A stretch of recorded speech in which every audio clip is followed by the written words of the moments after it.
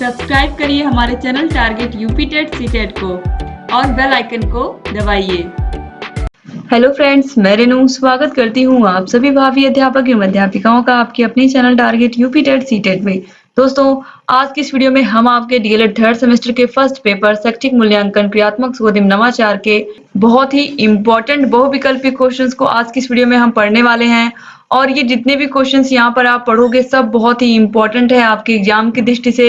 इसके अलावा इसमें से बहुत सारे क्वेश्चन है जो प्रीवियस ईयर में पूछे गए हैं और जो प्रीवियस ईयर में पूछे गए क्वेश्चंस होते हैं वो भी एग्जाम में रिपीट होते हैं। ये बात आप लोग को पता चल गई होगी, आपने सेकंड सेमेस्टर का पेपर दिया है तो आपको आइडिया हो चुका है कि बहुत सारे क्वेश्चन ऐसे होते हैं जो एग्जाम में रिपीट होते हैं। तो इसलिए ऐसे क्वेश्चन जो एग्जाम में पूछे गए हैं उनको भी पढ़ना आपके लिए बहुत जरूरी है।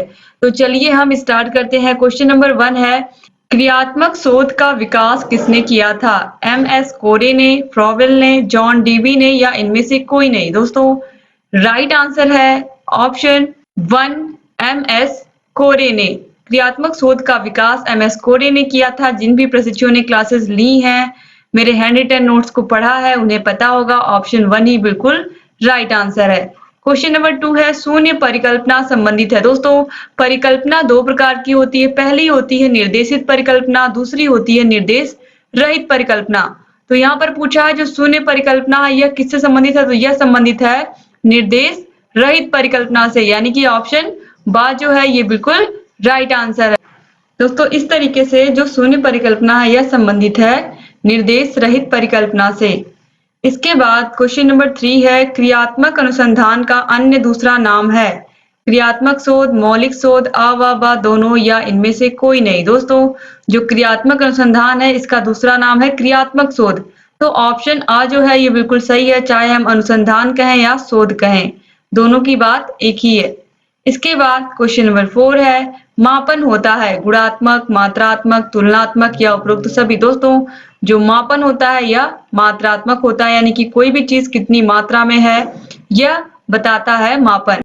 दोस्तों, क्वेश्चन नंबर 5 है, मूल्यांकन होता है गुणात्मक, मात्रात्मक, तुलनात्मक या इनमें से कोई नहीं? दोस्तों, जो मापन होता है वो मात्रात्मक होता है और जो मूल्यांकन होता है वह गुणात्मक होता है। तो ऑप्शन आ जो है ये बिल्कुल राइट आंसर हो जाएगा।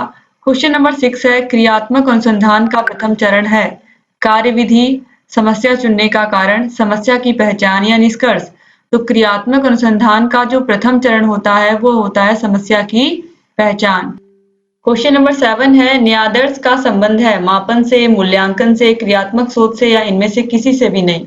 तो राइट आंसर है दोस्तों ऑप्शन सा से, क्रियात्मक शोध से। जो न्यायादर्श है जिसे हम सैंपल या नमूना कहते हैं, इसका जो संबंध है वह है क्रियात्मक शोध से। क्वेश्चन नंबर 8 है, न्यायादर्श का शाब्दिक अर्थ है? न्याय देने वाला, न्याय देखने वाला, सैंपल या फिर इनमें से कोई नहीं? दोस्तों, न्यायादर्श का जो शाब्दिक अर्थ होता है वह होता है सैंपल या नमूना, यानी कि ऑप्शन सा जो है ये बिल्कुल राइट आंसर है। क्वेश्चन नंबर 9 है, संज्ञानात्मक पक्ष संबंधित है? संज्ञानात्मक या ज्ञानात्मक पक्ष किससे संबंधित है? ज्ञान, बोध, अनुप्रयोग, संश्लेषण, विश्लेषण, व्यवहारिकता एवं मूल्यांकन, ये सभी क्या है? संज्ञानात्मक पक्ष से संबंधित है। तो बोध, ज्ञान, व्यवहारिकता एवं मूल्यांकन ये सभी संज्ञानात्मक या ज्ञानात्मक पक्ष से संबंधित है। तो ऑप्शन द जो है उपरोक्त सभी ये बिल्कुल राइट आंसर हो जाएगा। क्वेश्चन नंबर 10 है, भावात्मक पक्ष का संबंध होता है संवेगों से, मनोवृत्तियों से, रुचियों से या उपरोक्त सभी से? तो भावात्मक पक्ष का संबंध व्यक्ति के संवेगों से, मनोवृत्तियों से, रुचियों से होता है। तो ऑप्शन द जो है उपरोक्त सभी ये बिल्कुल राइट आंसर हो जाएगा। क्वेश्चन नंबर 11 है, कौशलात्मक पक्ष का दूसरा नाम है? क्रियात्मक पक्ष, संज्ञानात्मक पक्ष, भावात्मक पक्ष या भावनात्मक पक्ष? इसके अलावा इनमें से कोई नहीं? दोस्तों, जो कौशलात्मक पक्ष होता है इसे हम क्रियात्मक पक्ष के नाम से भी जानते हैं। आपको पता है मूल्यांकन के 3 पक्ष होते हैं, संज्ञानात्मक पक्ष, भावात्मक पक्ष और क्रियात्मक या कौशलात्मक पक्ष। तो ऑप्शन आ जो है ये बिल्कुल राइट आंसर है, याद रखिएगा। क्वेश्चन नंबर 12 है, क्रियात्मक पक्ष के कितने स्तर होते हैं? 5, 6, 7 या फिर 8? दोस्तों, राइट आंसर हो जाएगा ऑप्शन बा, 6 पक्ष होते हैं क्रियात्मक पक्ष के। क्वेश्चन नंबर 13 है, जिस उद्देश्य की पूर्ति के लिए परीक्षण का निर्माण हुआ था वह उस उद्देश्य की पूर्ति करे तो कहलाता है? विश्वसनीय, वैध, व्यापक या फिर इनमें से कोई नहीं। दोस्तों राइट आंसर है ऑप्शन बा वैध। क्वेश्चन नंबर 14 है, ऐसा परीक्षण जो बार बार प्रयोग करने पर एक ही तरह का परिणाम देता है तो वह कहलाता है विश्वसनीय, वैध, न्यायादर्श या इनमें से कोई नहीं। दोस्तों जब कोई परीक्षण बार बार प्रयोग करने पर एक ही तरीके का परिणाम देता है तो वह विश्वसनीय हो जाता है। ऑप्शन आ जो है विश्वसनीय, ये बिल्कुल राइट आंसर हो जाएगा। क्वेश्चन नंबर 15 है, उत्तम परीक्षण की विशेषताएं हैं विश्वसनीयता, व्यवहारिकता, वैधता या उपरोक्त सभी। तो राइट आंसर है ऑप्शन द उपरोक्त सभी। उत्तम परीक्षण की विशेषताओं में उत्तम परीक्षण की कौन कौन सी विशेषताएं होती हैं? वैधता, विश्वसनीयता, व्यवहारिकता, ये सभी क्या है बहुत ज्यादा जरूरी होती हैं। इसके बाद क्वेश्चन नंबर 16 है, कोई व्यक्ति परंपरागत तरीके से हटकर नवीन ढंग से कार्य करता है तो वह कहलाता है नवाचार, मूल्यांकन, मापन या परीक्षण। तो राइट आंसर हो जाएगा ऑप्शन आ नवाचार। क्वेश्चन नंबर 17 है, नवाचार एक ऐसा विचार है जिसकी प्रतीति व्यक्ति नवीन विचार के रूप में करे। यह कथन किसका है? दोस्तों यह कथन किसका है? गांधी जी का, जॉन ड्यूवी का, E.M. रोजर्स का या वॉर्नेट का? राइट आंसर है ऑप्शन सा E.M. रोजर्स का। क्वेश्चन नंबर 18 है, मौखिक परीक्षाओं का प्रारंभ किसने किया था? गांधी जी ने, फ्रॉबेल ने, ग्रेडाइट्स ने या फिर सुकरात ने? दोस्तों ये क्वेश्चन मौखिक परीक्षा का प्रारंभ किसने किया, इसमें ऑप्शन सा जो दिया है ग्लेडाइट्स और ऑप्शन द दिया है सुकरात। इन दोनों में बहुत कंफ्यूजन है और कहीं कहीं आपको आंसर सुकरात सही मिलेगा, कहीं कहीं ग्लेडाइट्स। लेकिन अगर शुरुआत पूछा जा रहा है कि प्रारंभ किसने किया, यानी कि सबसे पहले शुरुआत किसने किया, सर्वप्रथम किसने शुरुआत किया, तो राइट आंसर जब सर्वप्रथम आएगा तो ग्लेडाइट्स राइट आंसर होंगे। और जो सुकरात है इन्होंने भी मौखिक परीक्षा को बहुत ही महत्वपूर्ण स्थान दिया है, यानी कि इनको भी कहीं कहीं जनक माना जाता है। लेकिन आपको अपनी बुक में राइट आंसर ऑप्शन सा यानी कि ग्लेडाइट्स को ही लगाना है। दोस्तों आप लोग इसको सही कर लीजिएगा, अगर पीछे आपने पहले पढ़ा है तो भी आप इसको सही कर लीजिएगा, क्योंकि जो राइट आंसर है वह ग्लेडाइट्स ही होगा आपकी बुक के अकॉर्डिंग। और सुकरात भी, इन्होंने भी बहुत अधिक योगदान दिया है मौखिक परीक्षा को लेकर के इनका भी बहुत ही बड़ा योगदान है, क्योंकि इन्होंने यूनान में इसका बहुत ज्यादा प्रचार प्रसार किया था, क्योंकि ये यूनान के महान दार्शनिक थे सुकरात। तो इन्होंने मौखिक परीक्षा को बहुत ही महत्वपूर्ण स्थान दिया था। लेकिन यहाँ पर जो राइट आंसर होगा वो ग्लेडाइट्स ही होगा, तो ऑप्शन सा याद रखिएगा। क्वेश्चन नंबर 19 है, मौखिक परीक्षाओं को किसने महत्वपूर्ण स्थान दिया? सुकरात ने, गांधी जी ने, फ्रॉबेल ने या हरलॉक ने? दोस्तों मौखिक परीक्षाओं को सबसे महत्वपूर्ण स्थान अभी मैंने आपको बताया है, जब प्रारंभ पूछेगा मौखिक परीक्षाओं का प्रारंभ किसने किया, यानी कि मौखिक परीक्षा का प्रारंभ, तो ग्लेडाइट्स आप लोग राइट आंसर लगाइएगा। और अगर मौखिक परीक्षाओं को किसने महत्वपूर्ण स्थान दिया, तो महत्वपूर्ण स्थान दिया था सुकरात ने, तो ऑप्शन आ जो है सुकरात, ये बिल्कुल राइट आंसर हो जाएगा। तो इस तरीके से आप याद रखिएगा कि जब प्रारंभ पूछेगा तो हमें ग्लेडाइट्स लगाना है और जब महत्वपूर्ण स्थान पूछेगा तो हमें सुकरात लगाना है, याद रखिएगा आप लोग। क्वेश्चन नंबर 20 है, मूल्यांकन के उद्देश्य हैं समस्याओं का निराकरण करना, छात्रों की समस्याओं का ज्ञान, शिक्षक द्वारा शिक्षण कार्य में सुधार या उपरोक्त सभी। तो राइट आंसर हो जाएगा ऑप्शन द उपरोक्त सभी। क्वेश्चन नंबर 21 है, मूल्यांकन की प्रमुख विशेषताएं हैं, इनमें गुणों का मापन होता है, शिक्षण प्रक्रिया गतिशील बनती है, यह एक सतत चलने वाली प्रक्रिया है या उपरोक्त सभी। तो राइट आंसर है ऑप्शन द उपरोक्त सभी। क्वेश्चन नंबर 22 है, शैक्षिक नवाचार के अंतर्गत आते हैं विद्यालय प्रबंध, मूल्यांकन, शिक्षण अधिगम या उपरोक्त सभी। दोस्तों शैक्षिक नवाचार के अंतर्गत ये सभी आते हैं, तो ऑप्शन द जो है उपरोक्त सभी, ये बिल्कुल राइट आंसर हो जाएगा। क्वेश्चन नंबर 23 है, मूल्यांकन वह प्रक्रिया है जिसके द्वारा शिक्षक एवं छात्र यह निर्णय करते हैं कि शिक्षण उद्देश्यों को या शिक्षण लक्ष्यों को प्राप्त किया जा रहा है अथवा नहीं। यह परिभाषा किसने दी है? ग्रीन की है या ली की है, क्रॉनबेक की है या क्विलिन तथा हन्ना की है? तो राइट आंसर है ऑप्शन सा, यह क्रॉनबेक की परिभाषा है। 2016 में ये क्वेश्चन पूछा गया है। क्वेश्चन नंबर 24 है, व्यक्तित्व के सभी पक्षों का मूल्यांकन किया जाता है, किस मूल्यांकन के अंतर्गत व्यक्तित्व के सभी पक्षों का मूल्यांकन किया जाता है? आप सभी लोग को पता है, फिर भी मैं ऑप्शंस पढ़ देती हूँ। सतत मूल्यांकन द्वारा, दक्षता आधारित मूल्यांकन द्वारा, व्यापक मूल्यांकन द्वारा या इकाई मूल्यांकन द्वारा? राइट आंसर है ऑप्शन सा, व्यापक मूल्यांकन के अंतर्गत व्यक्तित्व के सभी पक्षों का मूल्यांकन किया जाता है। क्वेश्चन नंबर 25 है, ज्ञान, बोध व अनुप्रयोग का संबंध मूल्यांकन के किस पक्ष से है? संज्ञानात्मक पक्ष, भावात्मक पक्ष, कौशलात्मक पक्ष या नैतिक पक्ष? तो राइट आंसर है दोस्तों ज्ञान, बोध, अनुप्रयोग ये सभी संज्ञानात्मक पक्ष के अंतर्गत आते हैं, यानी कि ऑप्शन आ जो है ये बिल्कुल सही है। क्वेश्चन नंबर 26 है, सत्र के अंत में किया जाने वाला मूल्यांकन क्या कहलाता है? यानी कि कोई भी सेशन जब खत्म होता है तो उसके बाद कौन सा एग्जाम होता है? ऑप्शंस हैं सतत मूल्यांकन, दक्षता आधारित मूल्यांकन, वार्षिक मूल्यांकन या इनमें से कोई नहीं। तो राइट आंसर है ऑप्शन सा वार्षिक मूल्यांकन, यानी कि एनुअल एग्जाम क्या होता है? सत्र के अंत में होता है ना। क्वेश्चन नंबर 27 है, प्रायोगिक मूल्यांकन होता है विज्ञान, भूगोल तथा कृषि में, हिंदी तथा संस्कृत में, इतिहास तथा नागरिक शास्त्र में या दर्शन शास्त्र में? राइट आंसर है ऑप्शन आ विज्ञान, भूगोल तथा कृषि में। क्वेश्चन नंबर 28 है, उत्तम परीक्षण की विशेषता नहीं है वैधता, विश्वसनीयता, वस्तुनिष्ठता या कठोरता? तो वैधता, विश्वसनीयता, वस्तुनिष्ठता ये सभी एक उत्तम परीक्षण की विशेषता होती हैं। तो ऑप्शन दा जो है कठोरता ये विशेषता नहीं है किसकी? उत्तम परीक्षण की। क्वेश्चन नंबर 29 है, छात्रों के प्रारंभिक ज्ञान का मूल्यांकन किया जाता है आंकलित मूल्यांकन में, रचनात्मक मूल्यांकन में, मौखिक मूल्यांकन में या दक्षता आधारित मूल्यांकन में? तो राइट आंसर है ऑप्शन ब रचनात्मक मूल्यांकन। रचनात्मक मूल्यांकन में हम क्या करते हैं? बच्चों के प्रारंभिक ज्ञान का क्या करते हैं? मूल्यांकन करते हैं कि उन्होंने कितना सीखा है और आगे हमें फिर से कितना उन्हें सिखाना है। क्वेश्चन नंबर 30 है, छात्रों की रुचियों, संवेगों एवं मनोवृत्तियों से संबंधित मूल्यांकन का पक्ष क्या कहलाता है? संज्ञानात्मक पक्ष, भावात्मक पक्ष, कौशलात्मक पक्ष या उपरोक्त में से कोई नहीं? राइट आंसर है ऑप्शन ब भावात्मक पक्ष। क्वेश्चन नंबर 31 है, ब्लूप्रिंट का संबंध है क्रियात्मक सोच से, नवाचार से, प्रश्नपत्र निर्माण से या उपचारात्मक शिक्षण से? दोस्तों जो ब्लूप्रिंट है इसका संबंध है प्रश्नपत्र निर्माण से। क्वेश्चन पेपर जो मॉडल क्वेश्चन पेपर बनते हैं स्कूलों में, या फिर हम ये कहें कि जो बच्चों का एग्जाम होता है और जो पेपर टीचर बनाते हैं किस चैप्टर से कितने क्वेश्चन देने हैं, किससे बहुविकल्पी क्वेश्चन देना सही है, किससे अति लघु उत्तरी, किससे दीर्घ उत्तरी या लघु उत्तरी क्वेश्चन देने हैं।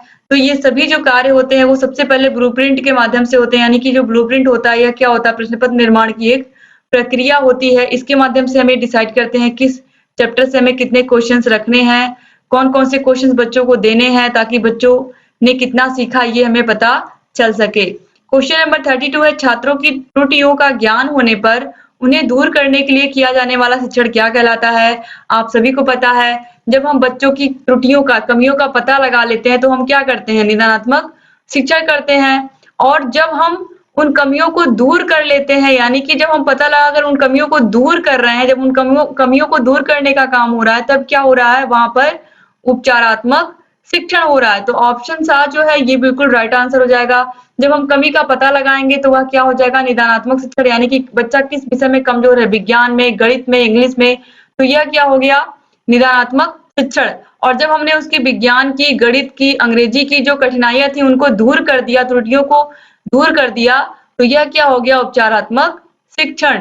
क्वेश्चन नंबर 33 है, बचाव निदान का उच्चतम स्तर है, यह कथन किसका है? मोस्ट इंपोर्टेंट क्वेश्चन है दोस्तों। टीपी नन का, क्रॉनबेक का, मरे का या रॉस का? राइट आंसर है रॉस का, ऑप्शन द जो है ये बिल्कुल। क्वेश्चन नंबर 34 है, शैक्षिक क्षेत्र में क्रियात्मक अनुसंधान का प्रयोग सबसे पहले किसने किया था? स्टीफन एम कोरे ने, स्किनर ने, रायबर्न ने या वुड्रो ने? तो राइट आंसर है स्टीफन एम कोरे ने। क्वेश्चन नंबर 35 है, कार्य क्षेत्र से संबंधित समस्या के कारणों को जानने व समाधान हेतु किया जाने वाला शोध कहलाता है? मौलिक शोध, क्रियात्मक शोध, ऐतिहासिक शोध या वैज्ञानिक शोध? तो राइट आंसर है ऑप्शन ब क्रियात्मक शोध। जो क्रियात्मक शोध है इसके अंतर्गत हम क्या करते हैं? जो भी हमारे कार्य क्षेत्र में समस्याएं आती हैं उनके कारणों को जान करके हम क्या करते हैं? समाधान करते हैं। तो ऑप्शन ब जो है समस्या हमारी और समाधान भी हमारा। अगर समस्या हमारी है तो उसका हल भी हमें ही ढूंढना है, यही होता है क्रियात्मक शोध। इसके बाद क्वेश्चन नंबर 36 है, शैक्षिक उद्देश्यों के अनुसार प्रश्नों के कितने पक्ष होते हैं? 1, 2, 5 या फिर 4? तो राइट आंसर है ऑप्शन द 4। क्वेश्चन नंबर 37 है, मूल्यांकन एक निरंतर चलने वाली प्रक्रिया है, यह कथन किसका है? कोठारी आयोग का, यूजीसी का, एनसीईआरटी का या मुदालियर आयोग का? राइट आंसर है ऑप्शन सा एनसीईआरटी का। यह कथन किसका है? मूल्यांकन एक निरंतर चलने वाली प्रक्रिया है, एनसीईआरटी का। क्वेश्चन नंबर 38 है, मूल्यांकन एक सतत प्रक्रिया है, यह शिक्षा की संपूर्ण प्रणाली का आवश्यक अंग है और शिक्षा के उद्देश्यों के साथ पूर्ण रूप से संबंधित है। यह कथन किसका है? कोठारी कमीशन का, मुदालियर कमीशन का, नई शिक्षा नीति का या राममूर्ति कमेटी का? दोस्तों राइट आंसर यहाँ पर हो जाएगा ऑप्शन नंबर अ, कोठारी कमीशन का। क्वेश्चन नंबर 39 है, मूल्यांकन के अंतर्गत व्यक्ति या समाज या दोनों की दृष्टि से जो अच्छा है अथवा वांछनीय है उसे मानकर चला जाता है, यह कथन किसका है? टारगर्सन का तथा एडम्स का, इसके अलावा रैमर्स व गेज का, क्वालेन तथा हन्ना का या फिर एनसीईआरटी का? राइट आंसर है ऑप्शन व रैमर्स व गेज का कथन है। यह मूल्यांकन की जितनी भी परिभाषाएं हैं सब बहुत ही महत्वपूर्ण है दोस्तों, आप लोग सभी को याद कर लीजिए और सभी को मैंने जब आपको नोट्स बनवाए हैं, जब मैंने क्लासेस ली है, सभी को मैंने आपको बताया है। क्वेश्चन नंबर 40 है, मूल्यांकन अनुरूप है उद्देश्यों के, प्रविधि के, विधि के या सिद्धांतों के? तो राइट आंसर है ऑप्शन सा विधि के। क्वेश्चन नंबर 41 है, मूल्यांकन को उपकरण व प्रविधियों के उद्देश्य के अनुरूप विभाजित किया जाता है, कितने वर्गों में? 4 वर्गों में, 6 वर्गों में, 8 वर्गों में या 2 वर्गों में?